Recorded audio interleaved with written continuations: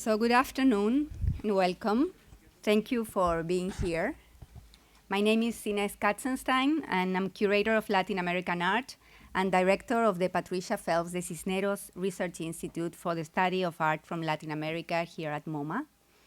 And I'm very pleased to present the Institute's first public program, Why the Indigenous Today. Its first panel, featuring scholars Mariana Botey and Michele Greet, will be held tonight. Artists Benvenuto Chavajay, Carla Fernandez, and Paulo Tavares will participate in the second part of the program to take place on February 20, which will be moderated by Macarena Gomez Barris. But before introducing tonight's topic, and since this is our first public program, I would like to tell you a little bit more about the Institute mission and program, which began operating at MoMA internally last October. In 2016, Patricia Phelps de Cisneros donated to MoMA a major group of modern and contemporary works from Latin America.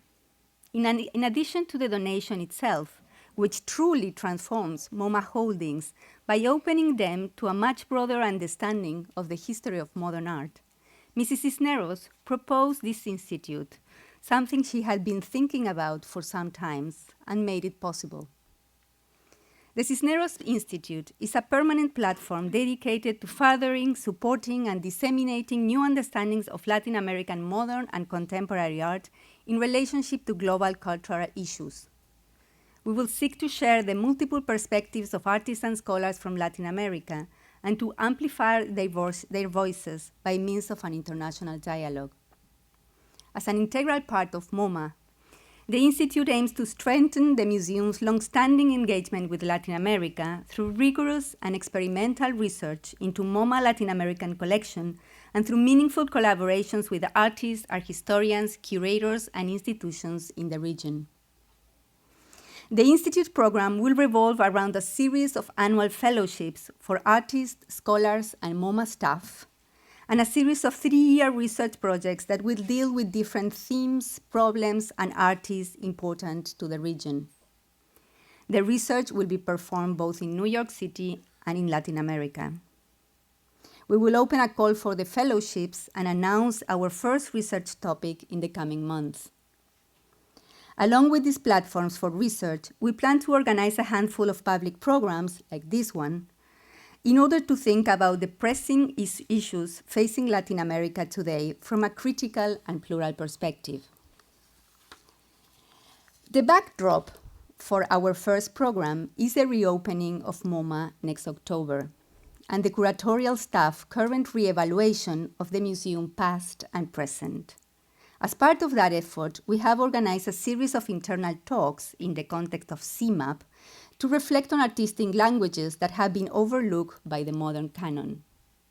As part of that broader initiative, this two-part event, Why the Indigenous Today, focuses on the new cultural protagonism of the indigenous question in Latin America.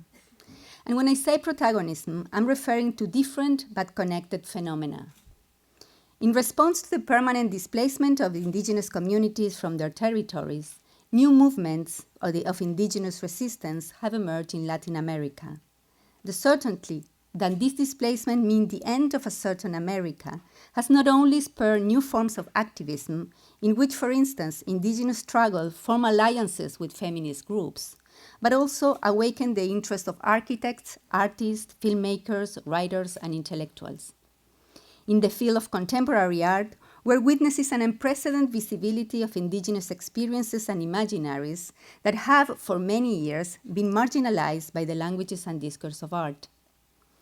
This new visibility takes many shapes, from the recent Whitney Museum exhibition, Pacha, Chacta, Wasischai, Indigenous Space, Modern Architecture, New Art, to a residency for contemporary artists in Bolivia, Kiosco, that has recently focused on sharing experience with indigenous communities, from the Chilean pavilion in the Venice Biennial 2017 that featured the work of Mapuche artist Bernardo Yarzún, to the exhibition El Origen de la Noche al del Museo de Arte de la Universidad Nacional de Colombia, from the show Geometries of the South at Fundación Cartier in Paris, to the choice of Amazonian artist Christian Bendayan to represent Peru at the next Venice Biennial. These are just a few of the many, many possible examples. I'm sure you have many more in mind. And there are, of course, a great many other projects related to the topic in North America, Scandinavia, and Australia. Evidence that this is indeed a global concern. In this program, we will explore the indigenous turn, interrogating the new perspective it proposed. Fundamentally, the indigenous as a contemporary subject that questions us from a position of philosophical, aesthetic, and political friction. Of course, this shift brings with it contradictions that might never be resolved. While this indigenous wave might be the expression of a new sensibility, it is not immune to the problems of fetishization, trivialization, and exoticism. But to start discussing the present, we must remember the long, robust, and often overlooked history of the continental project of Indigenismos. And that is what we're going to do tonight with the help of our distinguished guests, Mariana and Michele. And now I would like to pass it on to Iberia Perez, Research Fellow of the Cisneros Institute, who will introduce our speakers. Thank you again for being here tonight, and I hope you enjoy the presentations. Thank you.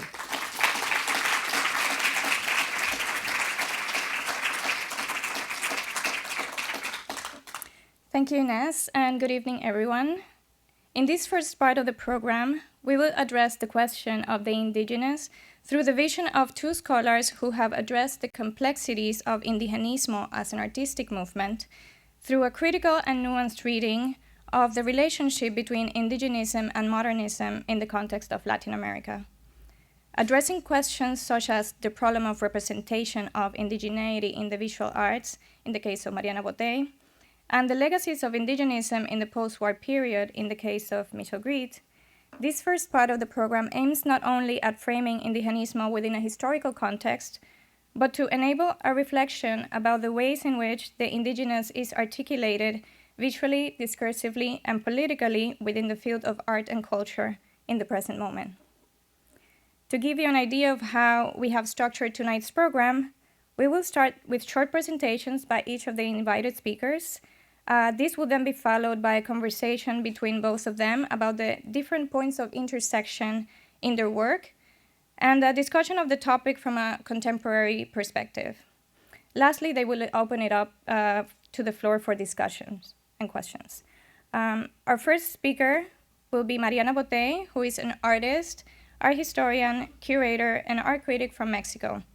She's associate professor in modern and contemporary Latin American art history at the University of California, San Diego.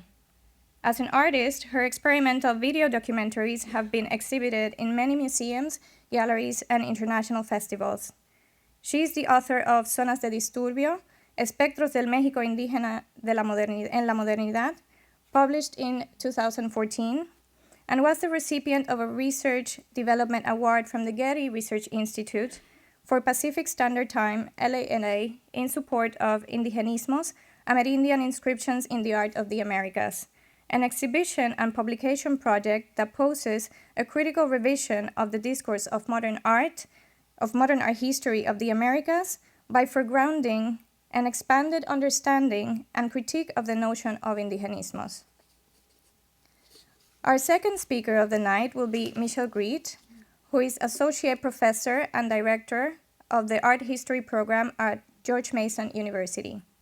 She has lectured widely on modern Latin American art and published articles in national and international journals.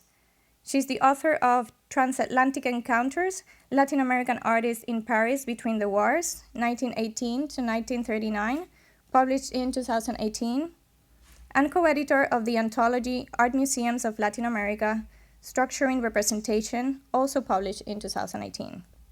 In her book Beyond National Identity, Pictorial Indigenism as a Modernist Strategy in Andean Art, from 1920 to 1960, published in 2009, Greet challenged the notion of pictorial indigenism as a direct expression of national identity and demonstrated the complexity of the indigenous critical engagement with European and Pan-American cultural developments by presenting the trend in its global context.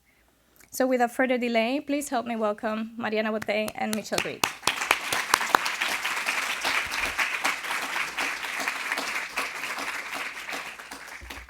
Good evening, everyone. It's a real pleasure and honor to be here. I want to thank the Cisneros Research Institute for the invitation and also for addressing this very important subject, as well as all the team that has been wonderful here in receiving us. I'm going to do something a little out of the disclaimer first, right? I'm going to take you through an historical survey really fast. There will not be detailing the discussion of what I show you, so it will be more like a sort of visual studies arc, right? Which is not the way we are doing the project, but we don't have time because it's 200 years and 3,000 objects of our history. So I'm trying to make the synthesis and show a sort of series of tropes and figures and iconology that we've been researching, finding a sort of way to revisit in a critical manner the notion of indigenismus.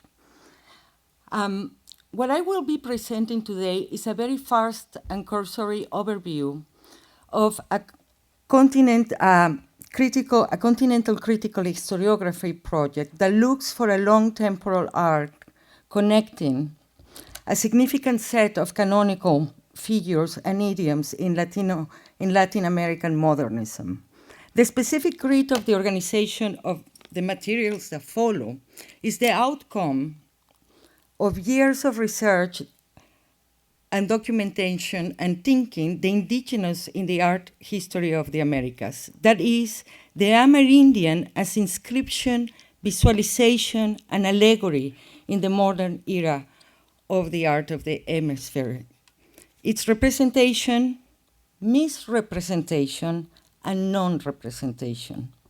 The hypothesis guiding this art history investigation was constructed as a mapping of a set of constitutive displacements in the avant-garde and modernist that inverted, reappropriated, and swallowed the native as a strategy for a critical forms of post-colonial political discourse and art practices. The findings of this investigation complicated the questions as they presented a constant movement of dislocation, a need to develop a practice of reading under erasure, and the discovery of a large, very large depository of evidence supporting the main premises of the investigation. The Indigenism survey proposes a systematic critical revision of the discourse of the art history of the modern era in the Americas by bringing to the center, from the margins, as an organizing principle, an expanded understanding and critique of the notion of indigenisms.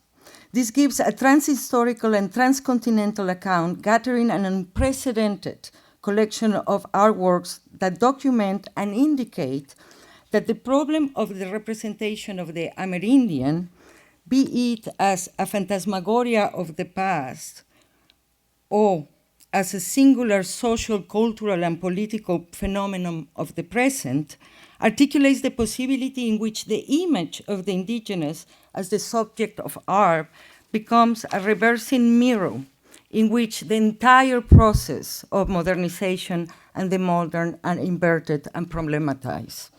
Challenging a traditional interpretation that confines the representation of the Amerindian past to a development of the ideological construction of the nation state, and as such, as a minor and political genre, realist, official, functional as propaganda, and driven by its social content, and because of this narrow definition existing isolated from the crux of modernist and avant-garde transformations. So what will follow, and you are already seeing slides from this part of the project, is an historical perspective, which in a sense, and in a funny way, I like to call the development of the forces of production of the indigenous forms as the making of the modern, from a contemporary indigenous perspectivism and advancing towards a decolonial and critical historiography. So we're going to do a fast overview of the 19th century. The temporal arc of this project follows a historical scheme that situates an early transformation occurring at the beginning of the 19th century. Early representations of Amerindians in the European art of Latin America and the United States circulated as a hyperbolic apparition conceived through a European lens and commonly used as propaganda depicting the indigenous populations as uncivilized, primitive, hidden, and because of that, subject to of conquest and expropriation. As the 19th century progressed, artists in Latin America and the United States would move away from this perspective, although still offering constructions of otherness that often express a complex and ambiguous relation that fluctuated in registers ranging from idealized forms, the idealized forms of neoclassicism, romanticism, and the sublime pastoral, to ethnographic and archaeological representations that were recorded with rational and scientific purposes. In the Latin American context, the cultural work that would be performed by the scenes and figures of the indigenous life was tied to the need to produce an imaginary conducive to a sense of national identity. Yet, for the idea of independence from Spain to succeed, there had to be a radical alteration in the existing representation of indigenous people, a reworking of older visual forms and scenes that can be located approximately in the period of 1840s to 1860s. For as long as most of Latin America was ruled by Spain and Brazil, by Portugal, indigenous cultures and peoples remained subject to a positioning as the unassimilable other to ruling. The assumption of a fully independent cultural identity could only take place when their respective societies understood the step of embracing the pre-Columbian other as us, as part of a new composite national community. Indigenism should not be thought of only as a certain repertoires and subjects, genres, and iconographies. What counts far more is the overall position of indigenism in the surrounding culture as an art able to supply the means for individual viewers in the diversity of their different occupations to come together as a national public and to reflect on the shared histories, vicissitudes, and values that membership in the new society entail. This part of the investigation provides the historical ground for the understanding the fascinating and rich development of the genre of indigenism in the academic traditions of the 19th century, constructed following an argument which traces the notion of an intrinsic relation between the cultural and political aspirations of the emerging modern societies in the region and the dialectics of a historical moment oscillating between empire and emancipation. The paintings, rare documents, and sculptures in this section of our investigation weave together a vital set of hypotheses for our study. Indigenism is a genre is a considerable departure from previous exotic, vanquished representations of Amerindian people. It's an overcoming of Orientalism, which inaugurates a charged space of visualization and image making as a cipher, an allegory for a political critique of colonialism and 19th century imperialism.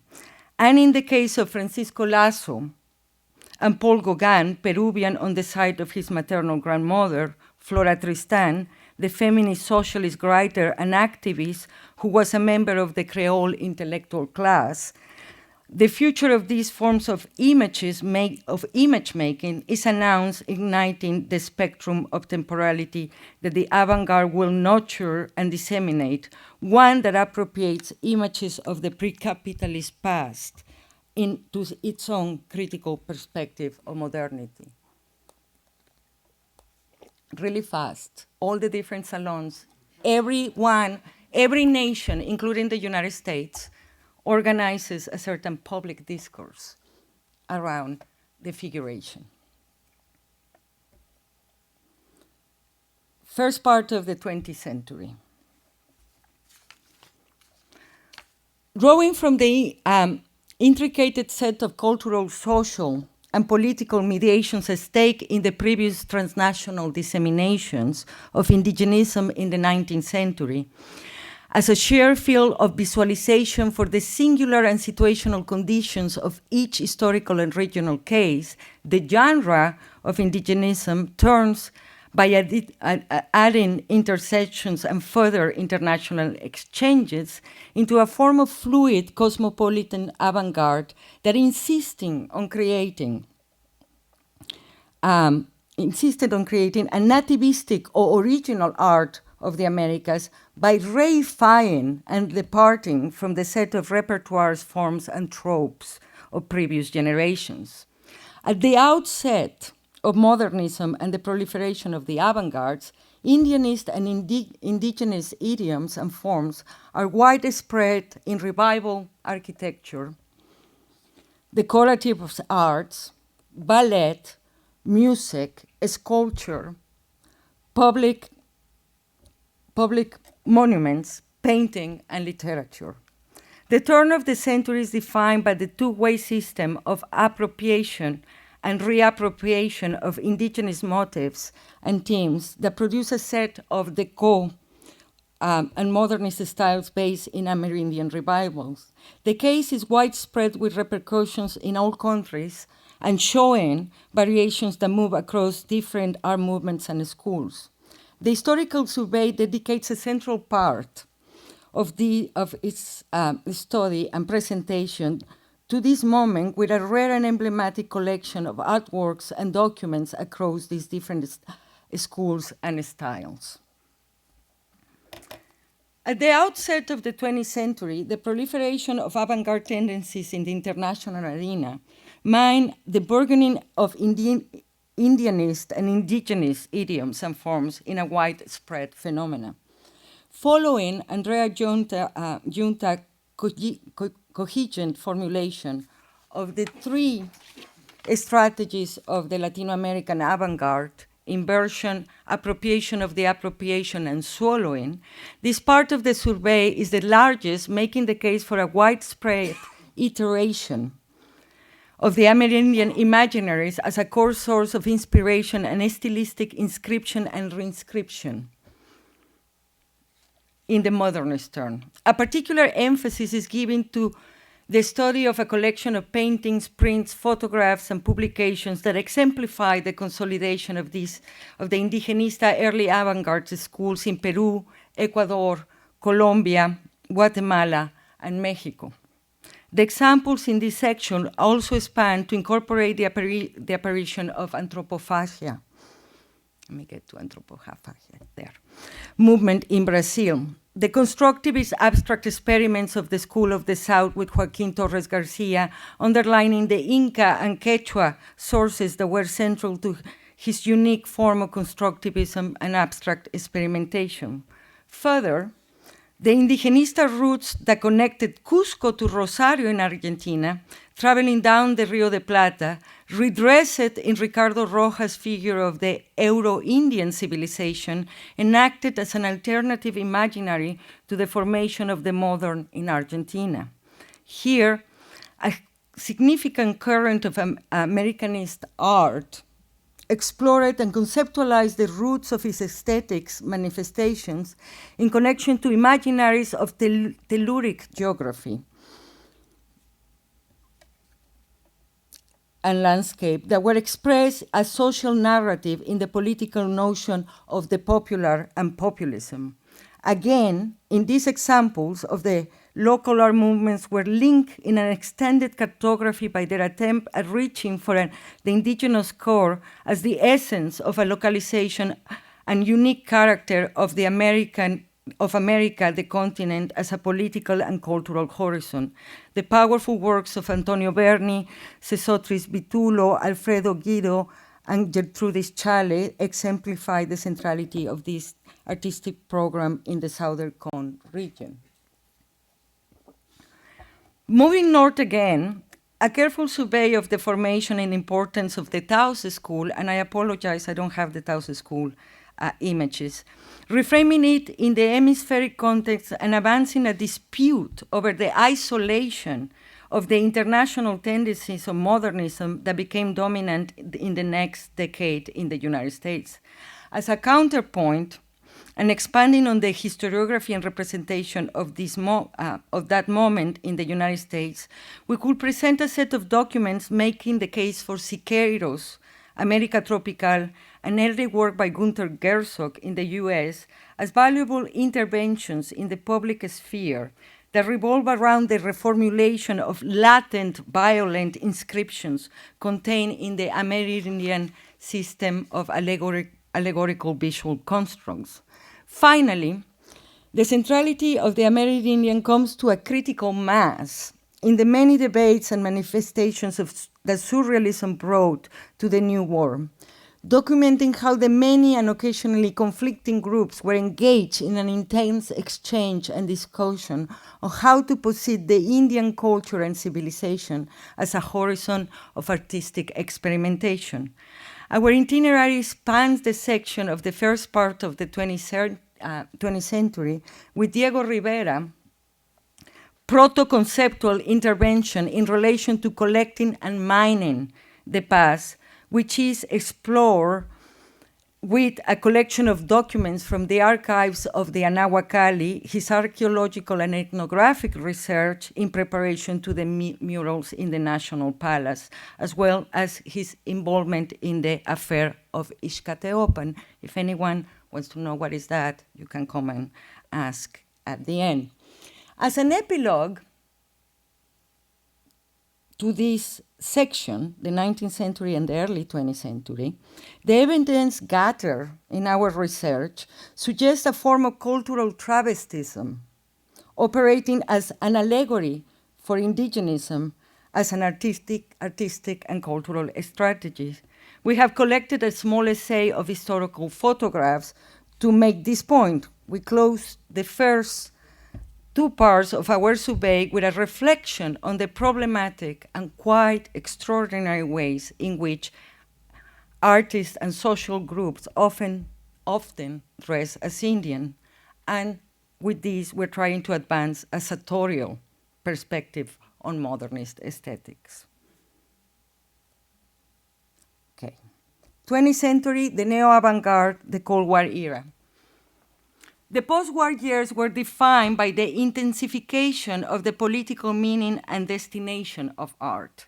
The case of indigenism is interesting as it's clearly under attack in its canonical early 20th century forms from Mexico, Central America, Peru, and the Andean region. However, rather than disappearing, it moved into experimental new forms, mediums, and languages. The second part of the survey follows a constructivist form of engagement with land and archaeology as inverted cartographies that were core elements of the forms of abstraction developed after the Indianist investigations of the School of the South. The path from geometrism to abstraction to land art, minimalist, pop, and conceptual, redresses the Amerindian imaginaries, working through them as a radical dislocation from the excessive formalist and neutral prescriptions of high modernism. The selection of art examples from this historical moment are posited as a working through the Amerindian in the shape of trace, body, erasure, telluric abstraction, land, other, self, counterculture, agrarian revolution, psychedelic experience, ethnography. Those were the sections of our research exhibition. The return of the avant-garde in the post-war years is presented in the survey as a return of the indigenous, represented by a selection of works from emblematic artists in Latin America and the United States that return to the Amerindian inscription as a key localization from which new languages and art systems emerge. The indigenous as a return in the art of the Americas leaves traces of signs and remnants that deeply question the positioning of art within a social and political context marked by the Cold War, military regimes, counterculture, mass culture, revolutionary politics, and identity and gender politics. The abstract experiments of Gerso, Cislo, Puente, Paternoster exemplify the many instances in which abstraction visualizes the ancient Amerindian structures. And sorry, this is not the abstract, but Michele will present a beautiful presentation on the abstract, so I save that for the second part. Structures and the abstract experiments of Gerso, Cislo, Puente, Paternoster exemplify the many instances in which abstraction visualizes the ancient Amerindian structures and cities as mythical systems for an inverted architecture and an inverted territory. Body, trace, and document figure as reinscription of archaic systems that beget technological dislocations in the works of Katz, Smithson, Downey, and Lorraine. The conceptual erasure, sedimentations, and poetic short circuits of Karmitzer, Vicuña, Mireles, and Bedoya return to the phantom of the indigenous as a critical zone of disturbance and a critique of the capitalist modernity. The indigenous as an insurgent and political subject at the center of history is, in its maximum embodiment, in the populist and revolutionary politics of agrarian reform and the Zapatista uprising, represented by the work of Jesus Ruiz Duran, N.N., Turok, and Salgado. The traces and sediments of these indigenous manifestations of radical politics turn into the documental and poetic forms of ethnography, recording the self and the other as a border where desire and alterity merge and sway in the photography of Iturbide and Andujar, as well in the performatic ethnic irony of Luna, Valadez, and Gomez Peña. This third part of the exhibition presents a wide range of experimental practices in film, art, and counterculture that perform a radical ethnography via the inscription of indigenous psychedelic experience, and the return of the native turns into a concrete new art form with the emblematic early pieces of Jimmy Durham. And I put this one, who is in our survey, because I think we're looking at the American as part of this thing. So let me finish and come to the, sorry. We close our survey with a contemporary coda section that presents a group of artists from Brazil, Peru, and the United States, Argentina, Uruguay, Chile, and Mexico, who are currently creating work that engages and elaborates many of the forms, themes, and subjects of indigenism. The contemporary examples follow the dissemination of the historical formation of indigenism in the avant-garde and modern era, bringing to the foreground a political and critical deconstruction of the indigenous as a subject and the Amerindian as an imaginary inscription and construct. With work from Sam Duran, Coco Fusco, Leonison, Annabella Geyer, Dr. Lacra, Alfredo Marquez, David Singh, Ruben Ortiz Torres, Jesse Lerner, Eduardo Baroa, Mariana Castillo de Val, Wendy Red Star, Vicente Razo, Olivier Debrois, and Giancarlo Scaglia, among many others. Our survey turns to the question of the representation of the Amerindian and its history as a key localization of contemporary art practices and culture. The contemporary section emerges almost without transition, demonstrating that a formal political and critical deconstruction of the indigenous as subject and the Amerindian as imaginary construct persists as a key localization to the practices of contemporary artists and popular culture. Closing my presentation, the core group of hypotheses guiding the project presents a challenge to establish metropolitan narratives of the history of modernism and the avant-garde by presenting a comparative reading and an intensive and focused research that has uncovered enough evidence to mark that the constant iteration of the problem within the representation of the indigenous is in fact a persistent zone of disturbance across the region, following a complex exchange of circulation and contact across borders, political contexts, art movements, and schools. Indigenismos from a comparative perspective proposes a moving away from the interpretation of the separated and discrete national and regional schools to expand the definition of indigenismo and Indianism towards the many avant-garde and modernist idioms that thematically or formally imagine the Amerindian continent as the cornerstone of their program for a new aesthetics. At the same time, this survey and research seek to address a new perspective on the history of current formations of Latin American art, and by a critical revision of one of its most recurrent, rich, problematic, and singular manifestations.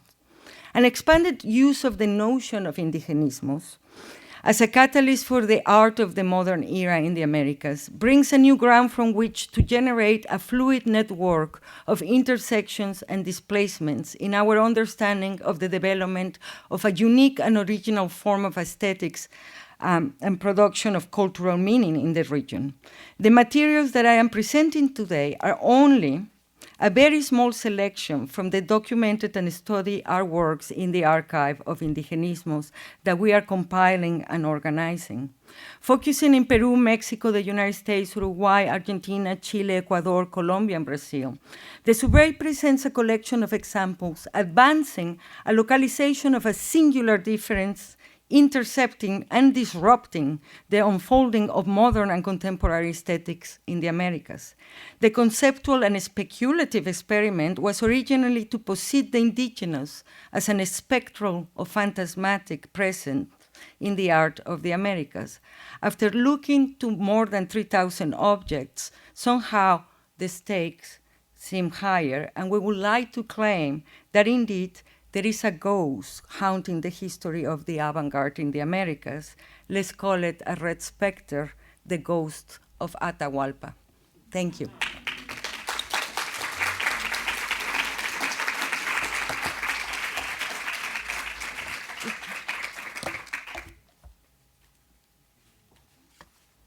Thank you so much, Mariana, for that wonderful overview and that introduction of so many fascinating artists and figures.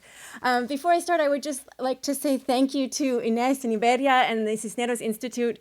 It is such a pleasure to be here at this first discussion.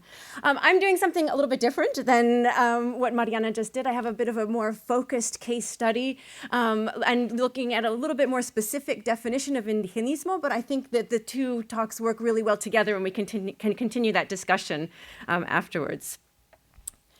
Indigenism, a pan-Latin American intellectual and artistic trend, emerged in the 1920s as a means to denounce the political and economic exploitation of Native American populations. Peruvian journalist and philosopher José Carlos Mariátegui coined the term indigenismo in 1925, and envisioned indigenism as a vanguard trend because it coincided with an activist stance and campaigns for social and political change. While directed at Native Americans, indigenism was the brainchild of the urban, mestizo, and Creole elite, who expressed their indignation at the plight of the indigenous masses through literary, artistic, and social projects. By the early 1940s, however, governments began to co-opt indigenism as a form of national propaganda. This officializing of indigenism marked its demise as a vanguard aesthetic project, and artists and critics no longer perceived it as a progressive artistic strategy or as a means to expose the plight of the common laborer. Its impact as a form of social activism began to wane, and artists started to either avoid indigenous motifs or employ them in different ways, leading to what we are calling today in the symposium indigenismos. Critics also began to rethink their assessment of images of national and regional subjects, calling them circumscribed and limiting. In 1942, Uruguayan artist Joaquín Torres Garcia wrote El Nuevo Arte de América, or The New Art of America, and in it he asserted, I'm quoting him here, falling into the archaeological, making South American pastiche. This must be avoided at all costs. This is what all those who have wanted to make indigenous art have done, Chileans, Mexicans, Peruvians, etc., without excluding personalities such as Diego Rivera. Or if not, depicting the typical is another pitfall, no less dangerous, end quote. While some artists continued to paint indigenous themes, they universalized them by eliminating political content and by employing the formal techniques of international modernism in their paintings. This talk will examine this moment of transition, looking at how pictorial indigenism of the 1920s and 30s served as a precedent for the emergence of nativist abstraction in the decades following World War II. In the Andes, artists countered officialized indigenism, and we're talking about the post-war period here, by eliminating the figure and the narrative and seeking other means to reference their cultural identity. Their goal was not to paint local scenes, but rather to invent styles loosely based on the motifs, colors, and patterns found in popular or pre-Columbian art from the region. They therefore combined variants of European and North American abstraction, particularly gestural and organic modes, with an exploration of the aesthetics of pre-Columbian art forms to create a unique interpretation of the trend that reflected their environment and cultural circumstances. By the late 1950s, this nativist abstraction was becoming an important mode of expression in Ecuador, Peru, and Bolivia. Until recently, however, studies of abstract painting and sculpture in Latin America have primarily focused on the geometric and concrete styles that emerged in Brazil, Argentina, and Venezuela, thanks very much in part to the Cisneros Foundation. Andean artists turned to pre-Columbian and popular art as source material to differentiate their work from that of their European and American counterparts, while still creating in the universal language of abstraction. But while pre-Columbian art was indeed unique source material for fully abstract works of art, throughout the 1930s and 1940s, the indigenists in the Andes had been incorporating geometric patterns, vibrant colors, and the bold designs of folk and pre-Columbian art in their work for different ends. While nativist abstraction certainly embodied new characteristics that differentiated it from indigenism and social realism, it could not have existed without the exploration and valuation of native forms by past generations of artists, such as Camilo Egas, whom I'm showing you here, who collected folk art and incorporated indigenous textile motifs in his work of the 1920s. Or of José Sabogal, who took inspiration from and later worked to preserve and promote Peruvian popular and folk arts when he became director of the Instituto de Arte Peruano, or the Institute of Peruvian Art in the 1940s. Although indigenism was in decline during and after World War II, these earlier artists' valuation and exploration of native aesthetics paved the way for the next generation of Andean artists to develop what later became known as nativist abstraction. One of the first Andean artists to work in abstract modes was Peruvian Fernando de Cislo, and I'll show you him in just a moment.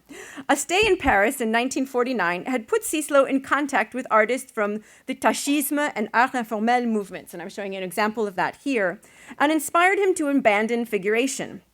At his individual exhibition at the Galerie May in Paris in 1950, one critic described his work as, quote, very stripped-down abstract art, end quote. While judging from the cover image, there was little apparent visual connection between the paintings on display and Andean forms or narratives.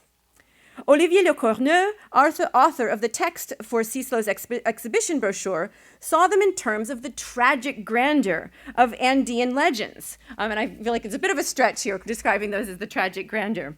In an attempt to comprehend the artist's work as a product of his national origin, Lecornu seems to have succumbed to his own exotic and primitivizing assumptions about the country. Nevertheless, this expectation of cultural specificity may have served as a catalyst for Cislo and later other Andean artists to explore more deliberately and specifically Peruvian culture. In the early 1950s, an official indigenism, as defined by José Sabogal and his followers, still dominated the art scene in Lima. Cislo was one of the first artists to insist that abstraction was a viable art form and a style worthy of attention in Peru. Upon his return to Lima, Cislo held individual exhibitions in 1952 at the Sociedad de Arquitectos. and in 1952 and 1953 at the Galeria de Lima, sparking Cuban art critic and specialist in the art of the Division of Intellectual Cooperation at the Pan-American Union, José Gómez Sicre, to invite Cislo to hold an exhibition at the Pan-American Union in Washington, D.C. in the summer of 1953. Cislo's exhibition at the OAS, at the Organization of American States, included 22 works. I'll show you here, there's the cover, listed in the catalog only by their medium. This lack of titles reveals that Cislo's characteristic naming of works after Andean sites, locations, and figures was a later development that emerged after his exhibition in Washington, D.C. In the brochure for Cislo's show in Washington, D.C., Gómez Sicre laid out the rhetoric that would define his presentation of Andean abstraction, and I'm quoting Gómez Sicre here. His production marks a complete break with the Indian school, which has dominated Peruvian art for 20 years. However, his work is closely linked with and finds inspiration in native cultures, for he considers the Inca and pre-Inca designers, with their fine sense of the abstract, as the most important influence on his present manner of expression, end quote. What Gómez Sicre does here is set up a dichotomy between the artists of the previous generation, the Indigenists, and those who embraced abstraction. Although Gómez Sicre acknowledges Cislo's aesthetic link to Inca and pre-Inca designers, his insistence on the idea of a complete break suggests his disdain for what he saw as the indigenous inclination toward the folkloric and the picturesque. Significantly, since US critics were making similar arguments about abstract expressionism in contrast to American scene painting, the presentation of Cislo's work at the Pan-American Union served to link the Americas and to create a sense of hemispheric solidarity while simultaneously countering Soviet socialist realism. Another abstract painter from Peru who explored pre-Columbian sources in its development of an abstract style was Armando Villegas. Although born in Peru, Villegas had moved to Bogotá in 1951 to study at the School of Fine Arts at the University of Columbia, and it was there that he began to experiment with abstraction. By 1955, he had fully established himself as an abstract painter, holding 2 individual exhibitions, one in Bogotá and one in Lima, in addition to participating in a group show of arte abstracto in Colombia. The painting that I'm showing you here, Electric Panorama, alludes to Villegas' newfound interest in pre-Columbian sources. Painted in subtle washes of greens and browns, Electric Panorama defies clear orientation. Villegas allowed the thinned paint to drip and bleed from the original strokes, but later rotated the canvas so that the drips run sideways. You can see here. Depicted are a series of geometric shapes connected with a network of lines creating an asymmetrically patterned surface, perhaps the electrical circuits noted in the title. The shapes suggest eyes or symbols, but never coalesce into recognizable forms. Villegas explained his process in a 1957 article, and I'm quoting Villegas here. "It's not that I want to make a sort of abstractionist folklorism, but rather, within the abstractionist technique, I attempt to valorize a form of expression that is entirely ours, that is entwined with an artistic past that goes back for centuries," end quote. Villegas does not directly reference specific pre-Columbian motifs, abstractly patterned textiles, pottery, architecture, or glyphic writing, and I'm just showing you kind of a random example here, but rather alludes to an imagined past. Simultaneously, these paintings partake of the modernist language of abstraction, referencing Pollock's drip paintings or Tachisme, or Helen Frankenthaler's translucent washes of pastel colors. These multiple references therefore allow the painting to signify on both international and regional levels. Asserting this connection to pre-Columbian forms was essential to distinguishing Andean abstraction from both indigenism, which preceded it, and from variants of abstraction, which had emerged in Europe and other parts of the Americas. Bolivian artist Alfredo da Silva, whose work references the Bolivian landscape, studied in Buenos Aires, where he came in contact with abstraction.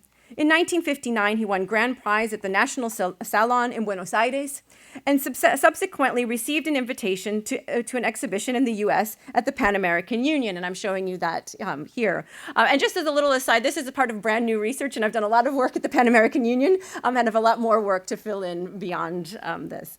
Painted in 1960, equilibrium vacillates between abstraction and representation.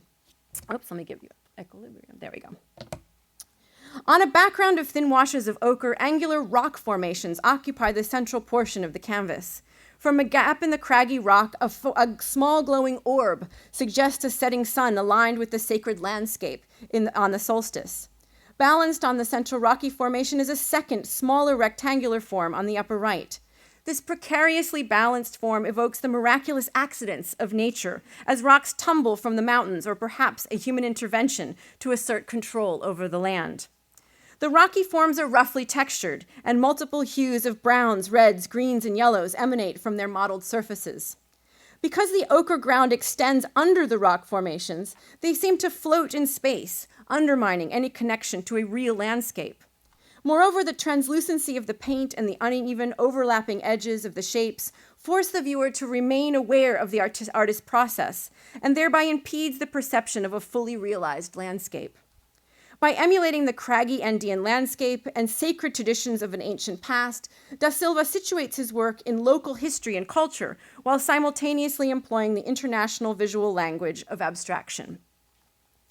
Like the Peruvians and Bolivians before him, Ecuadorian artist Aníbal Villasís was first exposed to abstraction abroad during his studies at the Academia de San Fernando in Madrid in 1953 and 1954.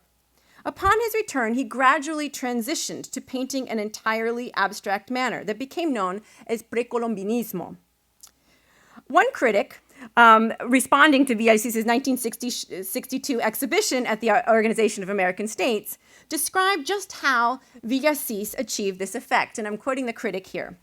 This is what seems to be a deliberate effort to model the work on pre-Columbian relief sculpture. Using gesso, the artist builds his surface so that they very convincingly give the first impression of being carved reliefs rather than paintings. Color is used sparingly but effectively. Amid the relief carving appear sometimes the heads of antique figures or shapes like those of tablets. More often, there is no precise delineation, but the gesso shapes are easily accepted as warriors from olden times, as hieroglyphs, and as carved floral decoration. The final effect is of rubbings from ancient monuments, long lost in the jungle, now rediscovered. This is loaded language here, and I'll show you one more example of Villasís's work. Jose Gomez Sicre explained the significance of the artist's work, stating that until a few years ago, Ecuadorian art consisted almost wholly of turismo painting, designed to catch the odd dollar and to reinforce the odd prejudices about backward countries. So you can see the rhetoric here that is repressing this knowledge of indigenism from the previous decades. This assessment of Ecuadorian art, while not at all accurate, as I argue in my book project, essentially locates the country as completely outside the fray of modernist developments in the rest of the world. In so doing, artists painting in abstract modes were deemed new and forward-looking group, distinct from all previous developments. Another critic lauded Villasís as one of the young artists who has, quote, risen in revolt from the former order, again emphasizing the language of rupture from the past. And printed alongside an article in Newsweek was a photograph of Gomez Sicre holding one of Villasís's paintings with the caption, modern art instead of folklore. Ecuadorian Estuardo Maldonado was one of the few artists who overtly embodied reference to the pre-Columbian past. Painted in encaustic on canvas in 1963, Memory of Forms is representative of Ecuadorian artist Estuardo Maldonado's early abstract works. Glyphs cover the surface and of the canvas in a grid-like pattern reminiscent of Uruguayan artist Joaquín Torres Garcia's constructive universalism of the 1930s and 40s. By employing pictograms, as well as the vertical structure, geometric forms, and earth tones of pre-Columbian art in his paintings, Maldonado referenced the regional art of the Andes, while simultaneously relating that tradition to an imagined universal primitive defined by a propensity for geometric drawing and pictographic writing. Maldonado's glyphs are abstract shapes and patterns etched into the surface of the canvas. They vary in size and orientation, and sometimes repeat, and at other times stand alone. An emphasis on zigzags, diamonds, and triangles creates a unifying aesthetic.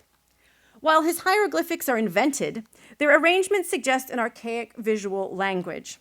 Since his signs are abstract shapes with no identifiable referent, however, his paintings sit on the boundary between abstraction and representation. Unique to Maldonado's process is his use of encaustic. The wax medium allowed him to build up the surface and create a texture suggestive of ancient relief sculpture. Color also played a role in the apparent aging of the image. Along the top of the canvas and the lower left corner, Maldonado has applied a deep reddish pink of tone evoking a marble surface. But in the center and lower right, the image fades to a much paler tone, as if the marble has been exposed to sunlight over an extended period of time, or had been touched by generations of readers. By aging the canvas, Maldonado alludes to the undecipherable myths of the ancient past. There's a photograph of Maldonado in his studio. In the mid-1960s, Ecuador, I also should mention his collection of pre-Columbian art, and there's a large question of lots of fakes in this collection, and that I'm going to explore the implications in further research. In the mid-1960s, Ecuadorian artists Enrique Tábara and Aníbal Villasís, together with several other artists, founded the artist collective known as VAN, or Vanguardia Artística Nacional, in Quito, a group that opposed the predominance of indigenism in Ecuadorian painting and advocated for a new approach to art making that was simultaneously universal and rooted in the region's pre-Columbian culture. The intense revilement of indigenism in Ecuador defined Grupo VAN's outlook. This antipathy toward indigenism precluded any hope of acknowledging how this earlier movement paved the way for Andean artists to shift their attention from native content to native aesthetics, and how the indigenists actually initiated the turn toward the incorporation of visual elements of native art in more subtle ways. So to conclude, I argue, however, that the essential questions defining artistic exploration remained similar before and after World War II.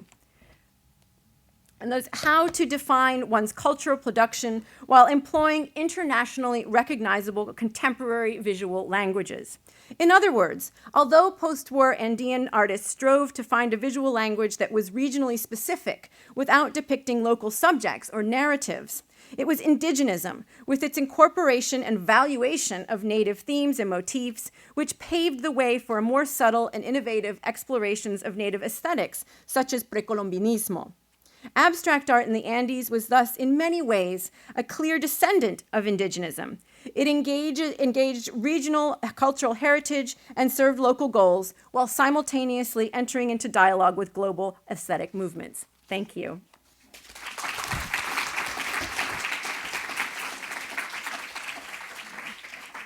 So I think now we're supposed to sit here. It seems, Inez, that we're a little running late, right? So we were supposed to have a conversation here, but we would really, since it's such a wonderful turnout for the, right, to also open to the, so I don't know, Michele, you want to, I'm really interested in this, if we kind of engage in a critical revision of the historiography, the interesting part in relationship to, we really, in this survey that we're doing, we have a super large part of abstract art that is the transition into the conceptual and land art and that, right? Because that's I didn't put it because it was too many slides and we needed to be short because I knew Michele was going to do this excavation. It's interesting that it's a weird construction because the early moment in 1914, where Rivera paints the Cubist beautiful Zapatista landscape, and in fact generates a sort of coup d'etat in Paris with that moment of radical geometrism and experimentation that has still the hat, the sarape, right? The whole like folklore is incorporated. Go ahead. Okay. That part is like to argue that the early formation. I'm thinking Carlos Mérida. I'm thinking Siqueiros has very similar words in relationship to avoid that kind of like just sort of folk and think his project is about volume and that, and he thinks the indigenous is a sort of constructivist volume thing. I'm just thinking that even if you look at the early indigenistas, the geometrism is very intense. Absolutely, and that's why I'm arguing that this is a precedent, and that I mean it's a continuity versus break argument. Yeah. And Ines wanted us to think about this question of the canon and how both of our projects are perhaps pushing this idea of a modernist canon in new directions. Both a canon of the canon that's still in formation of Latin American modernism, but the canon the more traditional canon of modernism within the Eurocentric idea. And I think both of our projects push in various directions. And I mean, I've worked on it in different phases. I've worked extensively and written on the 1920s and 30s and think about how they're different manifestations or different strategies of modernism how vanguardism can be, doesn't necessarily have to be all about aesthetics, that can be about political activism, but can combine aesthetics with political activism. But then I'm also interested in how that continues forward, and I think your project does the same thing, this idea of finding connections across historical periods that push in different ways against our accepted stories of art history. So going back and the canon revision, right? The idea of going all the way back to the 19th century, because the construction was in the canon that the modernist break invented the Indigenismos. The serious scholars in the 19th century art in Latin America know that the indigenism is in fact a 19th century construction that begins in a sense very much with the Humboldt and this landscape, the actually encyclopedic scientific expeditions. So I always connect this abstraction from the beginning into the archaeological discovery, the pyramids and the notion of landscape as being something that is already there as a problem elaborated and present in the 19th century. So I had that Jose Maria Velasco, wonderful, it's a tiny painting, it's not a huge thing, of the Teotihuacan excavation, right? Thinking that Jose Maria Velasco, as he changes landscape and elevates the notion of the ground in his paintings, right, is already creating this notion of a telluric indigenismo, right, of the land that will be repeated over and over beyond the other issue of course, the constructivist operation of thinking that all indigenous art was itself abstract, right? Which was what obsessed. And another thing that we need to think of, I mean, so I think where we're differing in terms of framework is this idea of naming. And I start from the place of self-naming, where Mariátegui comes up with the term indigenismo. And I don't disagree that in the 19th century were the roots of indigenism and the roots of these projects, but it wasn't yet named as such. And the naming was such an important phenomenon to label it as a vanguard and a modernist strategy. But then the naming also became a way, once it became official, of denigrating the same project. But so naming and label, and who made the labels? Was it the perpetrators, or was it then the critics? But this is the wonderful thing, because if we go back to the essay of Mariátegui, where he situates this as the problem, the question of the Indian in the 7 essays about Peruvian reality, he is gonna go through all the different tropes of symbolism, religion, education, is the problem of the indigenous, lack of progress, and he denigrates, says, no, nothing of that is the question of the Indian. The question of the Indian is the land. The question of the Indian is the land, is that we are in indigenous land. So these telluric indigenismos, I call it Indianisms, abstract Indianisms, to make a distinction from the more social, political, or conceptual operation. These abstract or constructivist Indianisms are very much a sort of, grounded on a notion of landscape and territory. Yeah.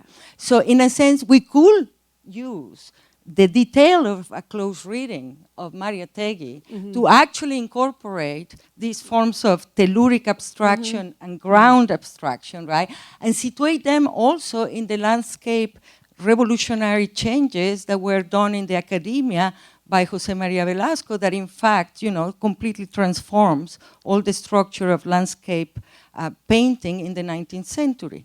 So also, if you go to Lasso, right, and the Mochica base that the inhabitant of the Corbusier, again, right, what is indigenous is the artifact, the mystery of the artifact.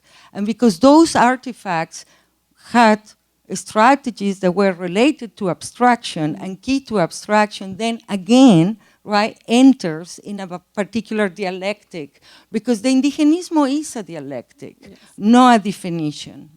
So I know we want to make sure we have time for questions, and I know we wanted to talk about the contemporary as well, so perhaps some of the questions we'll touch on contemporary, but maybe we should open up to the audience. Is that okay? Yeah? Yeah? We can go more, but I'm sure, They have microphones, I think, over there. The mic is coming, yeah. They have mics in the, third row.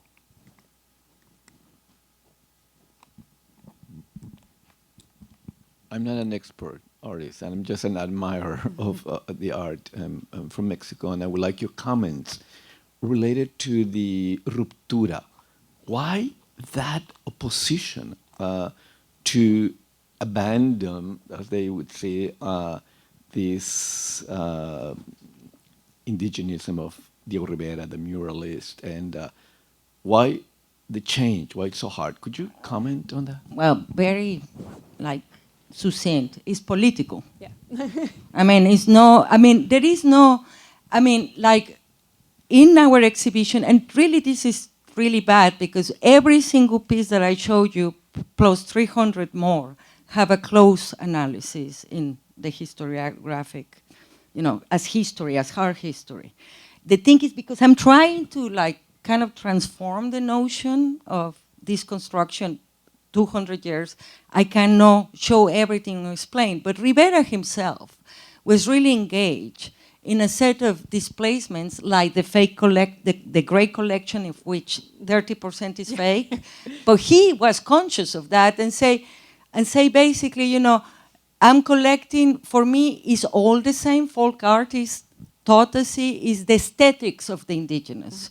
So if is the true Olmec piece, or a contemporary indigenous man doing a fake, or an artisan making some beautiful craft, we're talking about high art, folk art, no the kitsch, right? Is all the same. So what I study is indigenous aesthetics, from 3,000 years to the contemporary, because the indigenous is a form of contemporary. So the politics are weird because, Gunther Gerso was part of the ruptura, right? Of course, the transition is with Tamayo, in a sense, where it is depurated from the political discourse. But there is a set of ways in which really the indigenista is even in the ruptura. So key figures like Juan José Gurrola, right, which is the more performatic conceptual pop and Duchampian operation, are also within an indigenista strategy. So what I'm trying to do is to say that the indigenismos, which is a form of discourse and art about the indigenous from the perspective of the modern, right, of everybody, not the art of the indigenous, but the indigenous in modernity, right, we call that indigenismos, that is really a problem of representation, that because we cannot represent the indigenous, because we are constantly, ventriloquizing and projecting our fantasies, our prejudice, our ideology on the indigenous, that the form shapes and changes because there is a dialectic between trying to ground this, indigenous subject at the center of the history of the continent versus, working through the tension. It's like as you work through the problem, you discover art. So back to the question of ruptura, just very quickly, because I want to get on to some other questions, but it's a language of criticism that comes out of the Cold War era. It's very much aligned with this rhetoric of freedom, and freedom aligned with abstraction and trying to separate from Soviet socialist realism. And so this language comes out of the criticism and frames the artwork, even though if you study it visually, you're going to see continuity. The rhetoric of the criticism is coming out of that very intense politics of the Cold War, of kind of distinct sides. So it's Miguel Alemán presidency, right? Changes the articulation to an alliance with the United States and away from the Soviet bloc. And that requires, right, a late surrealism that becomes very important, and then this ruptura, because the surrealist, which had an indigenista, so you have the Dean Circle, and all Octavio Paz, who is the intellectual of La Ruptura, does not talk about anything but the indigenous in his important essays, right? So it's just a change in the approach, but it remains, in a sense, that as the national problem in the case of Mexico.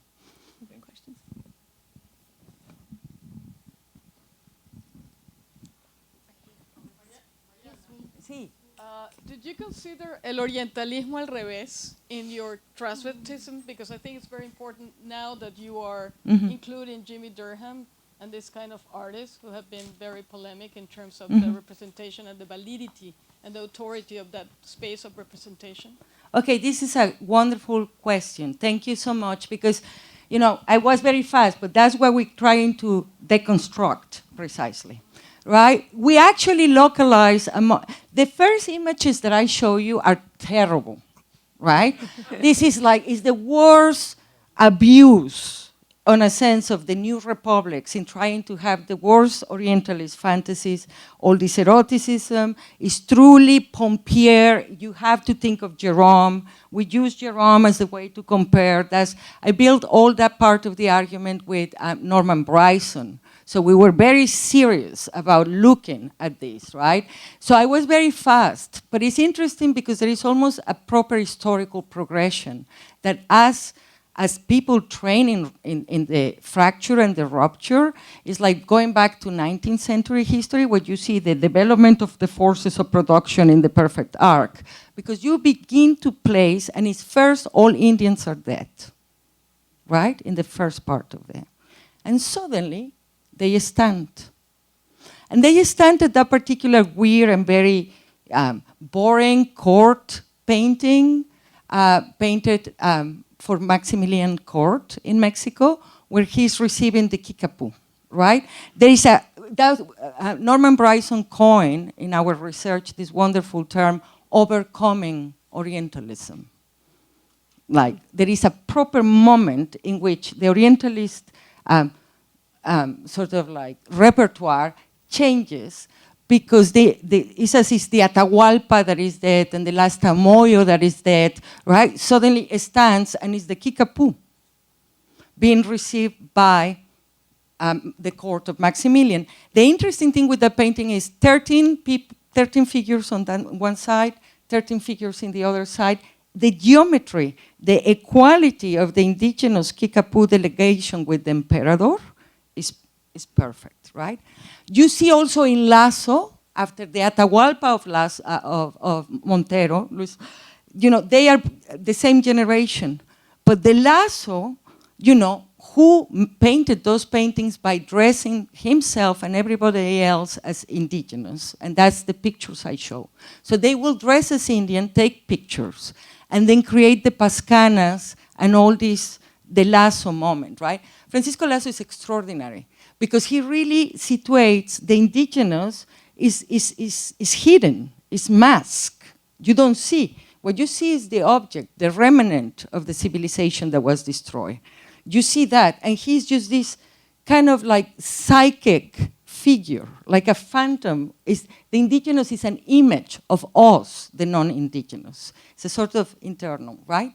So then, when we started to look very carefully, we discovered that everybody in our survey will dress as Indian. So we thought, a problem of cultural travestism, which in the United States is, very problematic because the notion of authenticity comes to the ground. But this is. I wish this exhibition was supposed to open 2 years ago, just when Sam Duran and Jimmy had the problem. I mean, for me, it's not about Jimmy being indigenous or not indigenous. He's a great indigenista artist. That's the distinction, right? It's not a great, and it's the same with Sam, right? Which has incredible, serious politics when he does his indigenista art. So this notion of authenticity is precisely the segregation system that is particular to the United States. So if you look of the paintings I show, that I left there because it's really disturbing and is perhaps the most violent in terms of its 19th century ideology, which is the Lutze, the massacre of the Teocalli, which is the big American indigenista art history tableau. That painting commemorates the victory of the United States over Mexico. And of course works as an allegory of why there should be a wall. I use it to teach my students the Trump administration. I say, okay, if you look at that versus the Izaguirre, completely homoerotic, beautiful Cuauhtemoc that is being burned, and he's just like some sort of like, so I was very interested that the indigenista is this political space, is propaganda, is an official art, is all these things, but it's a place where also the other, the imaginary of the other, is a space for the construction of desire. So the images fluctuate between empire and revolution, but also between phobia and desire, right? So the whole study is that we didn't want it to say this is good and this is bad. What we wanted is to show as a art telling the story of how we are always, basically in Indian land and constantly having to work in psychic, political experiment through that, right? And that's why it was the art of the republics, right? We were interested in the emancipation moment as the moment in which it has to be reworked and reworked. And if you look at the trajectory, what is beautiful is by the end, you have the indigenous artists that are appropriating pop art to make the agrarian revolution in Peru. You have the indigenous artists that are making ecological experiments in Xochimilco and created, kind of strange robots that are new forms, right? I think we don't have much progress in history and politics these days. And what I think this show is wonderful is that proves that art, is a progressive force. Because if you see the trajectory, all these things that are very difficult become overcome. And a new, form of experimentation and set of problems around our colonial condition, our imperial condition, right? And it's strange because it has to do with going native, right? But it's as the Argentinians resolve it in a weird way. It's all like, because we are in indigenous land, right? Is that this, and that's what the abstractions are so wonderful. Thank you for that question. Sorry, it was a long one, but long answer.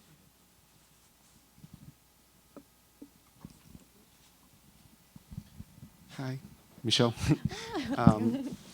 Yeah, I was really inspired by your lecture because I always had this trouble with this type of abstraction.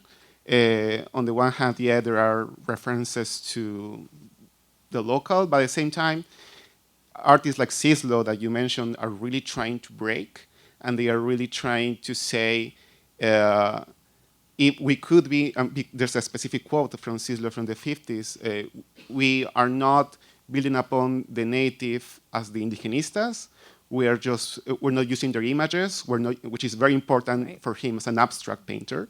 We're not using iconographies. we're using their spirit, whatever that means, which means nothing, of course. Right. But the truth is that it's not using iconographies. I didn't know Maldonado. I think it's an interesting case, but Cislo, as you also mentioned in your presentation, the idea that they were evoking native references might be also in the critics that are trying to read into their work some native aesthetics and this applies to Cislo. I know that when he exhibits in Washington, but also applies to other Peruvian artists that I know, like Rodríguez Larraín or even Eyolson, that critics read native roots into them in Europe and in Washington, and and sometimes they even use that as well, and they say, if that's how I want to sell, great, you know. So this is why I'm really always having trouble. And I think that's why Isabel Ruiz-Magni, in her book, describes this not as abstraction, but as ancestralism. That's the name of her book. Yes, term. Because it's hard to call this indigenismo, too. Yeah. Because they are really trying to break with, you know, and I agree with your references. I'm just like really having issues with this. Yeah, and that's why, I mean, there's several things that you mentioned that are really important there. And part of why I'm saying the afterlife of indigenous, because this is not indigenism of the 1920s and 1930s, and you cannot use that same label as defined by those artists. But I'm really interested in that tension between the critics and the artists, and those expectations of the critics and the labeling by the critics, and then what that draws out in the artist. And it's constantly this tension between those expectations of primitivism, of nativism, of localism, and then artists nuance it and challenge. And so they take those expectations, a lot of times respond to them, but then nuance and challenge and put them back in different ways. And I think that tension is productive between the critics, but it's also that tension between a previous movement that they're trying to reject and a moment that is attempting to put forth this idea of internationalism, abstraction, a kind of creative of formalism. And so there's all kinds of tensions, and there's a lot more to do here. But I am interested in this idea of how it relates to indigenism, and I don't think they're separate histories. I think that there's a dialogue going on, even if it's a tension between them. That there's a dialogue between what's happening in the 30s and 20s and 30s, and then what comes later. Thank you for that comment. One thing that is interesting there about this, the term, why indigenismus is a good term, to claim the representation of the indigenous as social, political, official propaganda, you know, folk art, whatever, is problematic. To claim their ancestral spirituality is the most problematic. So it's better to call them indigenistas, because otherwise we are really, really in the really bad mystification. And that's why we want to recover them. Indianist abstraction, telluric abstraction, this thing of landscape. That kind of moves were the really reactionary ones of the critics of that generation that in fact had, you know, quite profound reactionary politics in terms of Latino America. But that's a long seminar, right?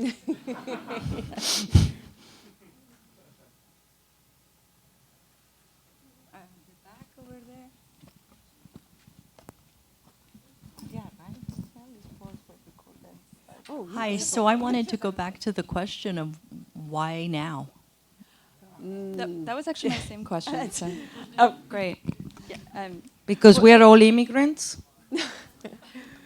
Perhaps, right? Because, I don't know. I mean, maybe this is problematic. I have to say that I was surprised that the first Cisneros Institute was about indigenisms, and I mean, I think because there's such a different kind of, and I'm thrilled that there is, because I think this is a very, very important modernist history. I don't know, and the why now has to do with so many, you know, current political, contemporary questions, but it also has to do with what's happening in the art world. Yeah, a lot of the things. It was a funny, answer, right? Because he gives, I think, you know, projects like these have a kind of politics that art will tell us a different story about. Also, you know, if you notice, I didn't separate the United States from Latin America.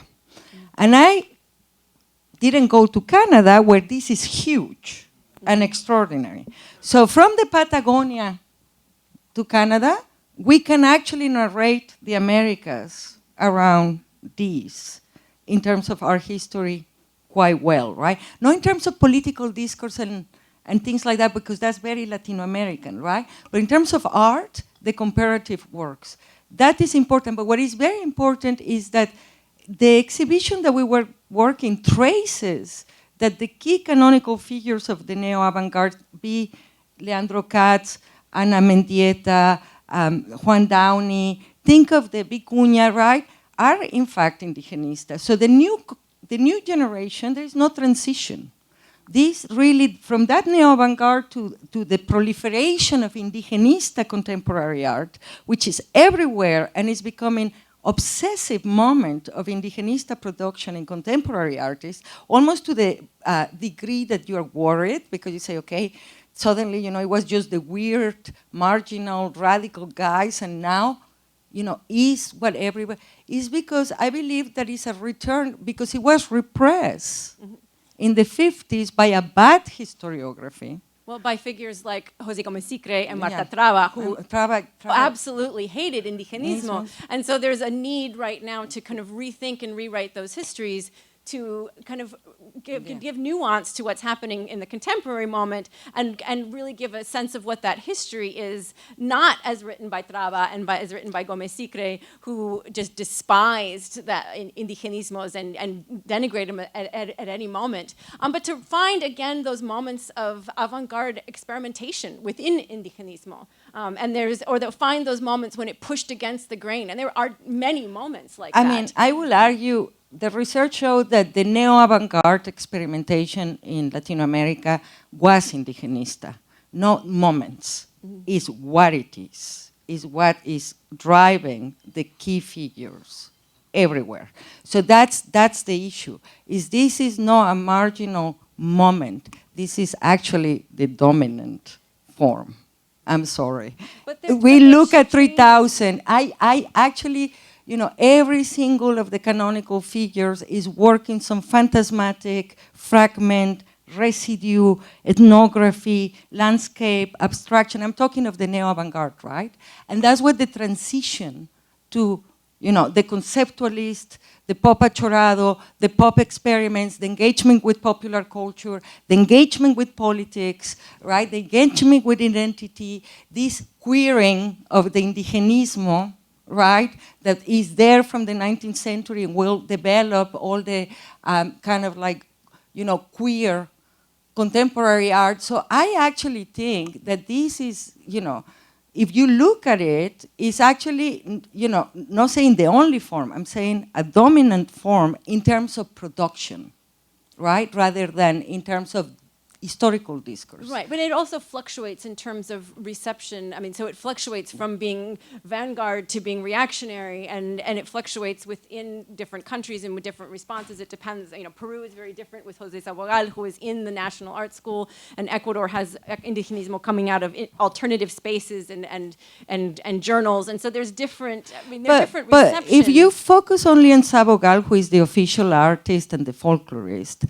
you're not thinking of things like Elena Isque that I show, which, you know, use indigenista forms to do design, fashion, haute couture, luxury objects, and all her work, right, very much goes to these, you know, sort of areas where art, architecture, design, cinema, music intersect. So, because the indigenismos are very present as a sort of mass culture, right?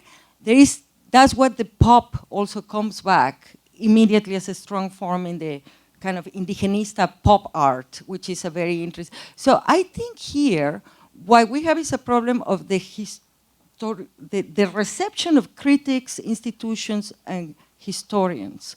But the artists are doing it, right? Does that make sense? The thing is in the art. We try to separate abstraction versus realism. We create these dichotomies, right, that then sometimes don't let us see that the motive, the theme, the problematic driving the aesthetics is, you know, very dominantly around this, right? I think that's a great way to end the conversation. Unfortunately, we've run out of time. I know this is a very rich topic, and I really want to thank you again to both of our speakers for such a wonderful presentation and discussion, and to all the MoMA staff for making this happen, and of course to all of you for coming here tonight. And we look forward to seeing you on the 20th of February for the second part of the program. So thank you all and have a good night.